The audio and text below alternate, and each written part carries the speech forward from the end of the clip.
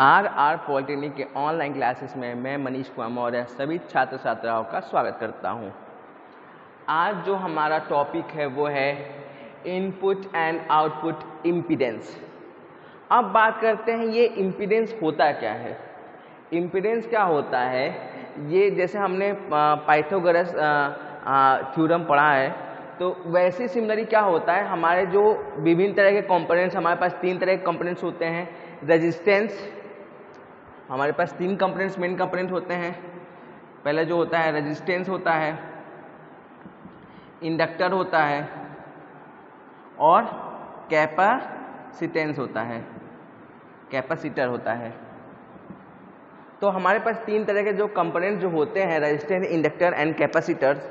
तो यहाँ पर क्या होता है, उनकी जो प्रॉपर्टी रहती है, जैसे उनकी जो प्रॉपर्टीज रहती है हमारे सर्किट में, उसके सहायता से हम लोग अपना जो ट्रांजिस्टर में एम्प्लीफिकेशन प्राप्त करते हैं। तो क्या होता है, कई बार जो सर्किट में रेजिस्टेंस है या जो कंपोनेंट्स लगे हैं वो कहीं ना कहीं प्रतिरोध पैदा करते हैं, प्रतिरोध पैदा करते हैं सर्किट में, और उसी को हम इम्पीडेंस कहते हैं। तो इम्पीडेंस को हम परिभाषित ऐसे कर सकते हैं कि इम्पीडेंस जो होता है वो एक ऐसा इफेक्ट होता है या ऐसा कारक होता है जो हमें अपोजिशन देता है हमारे अल्टरनेटिव करंट के, या एक ऐसा फिनोमिनल है या ऐसा एक कार्य है जब हम सर्किट में सप्लाई प्रदान करते हैं तो इसमें मौजूद जो भी हमारे पास रेजिस्टेंस, कैपेसिटर और इंडक्टर है, उसके कारण से एक विरोध, अल्टरनेटिव करंट का एक विरोध होता है, उसी को हम लोग इम्पीडेंस कहते हैं सरल भाषा में। अभी इस कर्व, इस ट्रायंगल से हम इस इम्पीडेंस ट्रायंगल, इसको क्या बोलते हैं, इम्पीडेंस ट्रायंगल बोलते हैं। इसको क्या बोलते हैं, इम्पीडेंस ट्रायंगल। इसके माध्यम से होते हैं। यहाँ पर जो हमारा बेस है वो रेजिस्टेंस का है, और यहाँ पर जो हमारे पास ये है, ये हमारा x को है, मतलब x का मतलब यहाँ इंडक्टर की प्रॉपर्टी को दिखा रहा है। जो x होगा वो XL माइनस XC होगा। XC जो है हमारा इंडक्टेंस ऑफ कैपेसिटेंस, कैपेसिटेंस का जो इंडक्टर है उसको हम लोग घटाएंगे XC में, और जो इम्पीडेंस होगा वो ये होगा, जो हाइपोटेन्यूस वाला होगा हिस्सा, उसको हम लोग इम्पीडेंस से दर्शाएंगे। यहाँ पर हमेशा याद रखेंगे Z हमेशा R के बराबर रहेगा जब हमारा सर्किट प्योर रेजिस्टेंस रहेगा। ऑब्जेक्टिव में पूछ सकता है कि किस कंडीशन पर हमारा Z को किसको दर्शाता है, Z हमारा इम्पीडेंस को दर्शाता है। याद रखेंगे Z से हमेशा हम लोग इम्पीडेंस दर्शाएंगे, R से रेजिस्टेंस दिखाएंगे, और X से जो है हमारा इंडक्टेंस दर्शाएंगे, कैपेसिटेंस, इंडक्टेंस, या इंडक्टर का इंडक्टेंस दर्शाते हैं। Z जो होगा हमेशा R के बराबर होगा जब हमारा सर्किट पूरी तरह से रेजिस्टिव होगा, मतलब ऐसे सर्किट में जिसमें हमारा रेजिस्टेंस के अलावा कोई भी दूसरा एलिमेंट, कैपेसिटर और इंडक्टर नहीं है, वैसे कंडीशन में हमारा जो इंडक्टेंस, इम्पीडेंस है वो हमेशा R के बराबर होगा। ये ऑब्जेक्टिव में पूछा जा सकता है।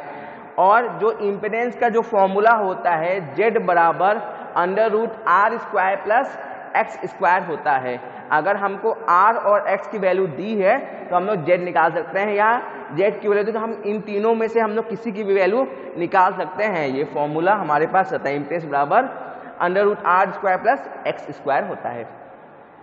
अब इम्पीडेंस को थोड़ा और सरल रूप से समझते हैं, इस ग्राफ में आते हैं। इस ग्राफ में हम देख पा रहे हैं हमारे पास जो है ये जो हमारे हॉरिजॉन्टल जो है, हॉरिजॉन्टल एक्सिस में हमारा रेजिस्टेंस है, और वर्टिकल एक्सिस में हमारा पॉजिटिव साइड में XL है, नेगेटिव साइड में हमारा XC है। ये कैपेसिटेंस की प्रॉपर्टी है या हमारा इंडक्टेंस की प्रॉपर्टी है।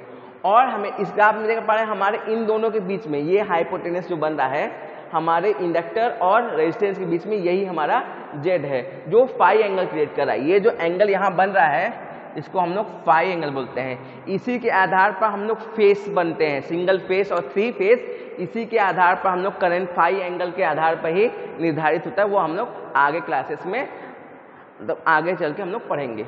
उसके बाद ये जो होता है X जो होता है देख पा रहे हैं यहाँ पर, तो यहाँ पर कहीं ना कहीं जो XC की वैल्यू है ये माइनस में है, और ये पॉजिटिव में है, इसीलिए यहाँ पर x की वैल्यू निकालने के लिए XL माइनस XC हम लोग किए हैं ताकि हमारी x की वैल्यू ज्ञात हो सके। अब इसकी आवश्यकता क्यों पड़ी? इसकी आवश्यकता क्या इसलिए पड़ी कि हमारे पास कई बार होता है सर्किट में, कई बार हम लोग उसको बैलेंस करने के लिए, स्थिर करने के लिए हम लोग कैपेसिटेंस और रेजिस्टेंस की सहायता लेते हैं। तो ऐसे क्या होता है, कई बार उसमें इम्पीडेंस जैसे कि नंबर्स ऑफ जैसे जैसे रेजिस्टेंस की संख्या बढ़ेगी या कैपेसिटेंस की संख्या बढ़ेगी तो हमारे कहीं ना कहीं ये प्रॉपर्टी भी इम्पीडेंस भी बढ़ेगी। इसी कारण से इसको हम लोग पढ़ते हैं। इम्पीडेंस एक तरह का हानि है, एक तरह का लॉस है। ज़्यादा सर्किट में अगर रेजिस्टेंस या कैपेसिटेंस रहेंगे तो हमको ज़्यादा इम्पीडेंस प्राप्त होगा, इसलिए इसके बारे में हम लोग को पता होना चाहिए।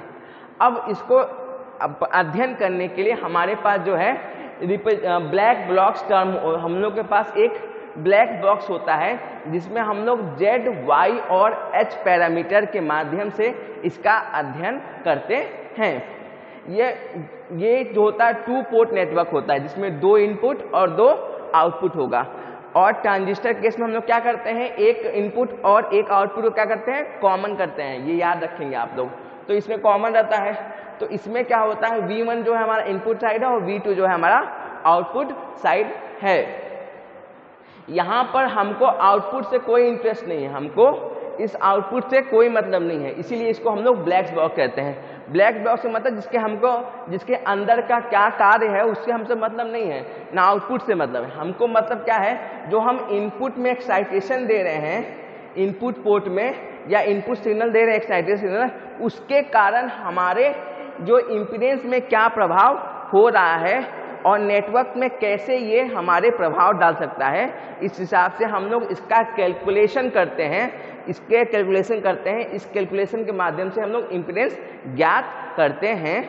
और इसके लिए हमारे पास 4 वेरिएबल रहते हैं, V1, V2, I1, I2 के माध्यम से हमारे 4 वेरिएबल कौन से मिलते हैं, V1, I1, V2 और I2 के माध्यम से हम लोग इम्पीडेंस की वैल्यू ज्ञात करते हैं। अब हमारे पास 6 तरीके से हम लोग ये जो होता है 2 पोर्ट नेटवर्क की जो इम्पीडेंस है वो ज्ञात कर सकते हैं। पहला जो है ओपन सर्किट इम्पीडेंस पैरामीटर, क्या बोलते हैं, ओपन सर्किट इम्पीडेंस पैरामीटर, जिसको हम लोग Z पैरामीटर के नाम से भी जानते हैं। याद रखेंगे ऑब्जेक्टिव में कि ओपन सर्किट इम्पीडेंस पैरामीटर क्या कहते हैं, हम लोग Z पैरामीटर भी जानते हैं। ठीक है, कई बार ऑब्जेक्टिव में पूछ सकता है कि Z पैरामीटर को किस नाम से जानते हैं। जो पहला मेथड है वो होता है Z पैरामीटर या ओपन सर्किट इम्पीडेंस पैरामीटर के नाम से भी जाना जाता है। दूसरा जो होता है हमारे पास Y पैरामीटर होता है। Y पैरामीटर होता है जिसको हम लोग, इसका एक और नाम होता है शॉर्ट सर्किट एडमिटेंस पैरामीटर के नाम से भी इसको हम लोग जानते हैं। जो तीसरा होता है उसको बोलते हैं हाइब्रिड पैरामीटर। क्या बोलते हैं,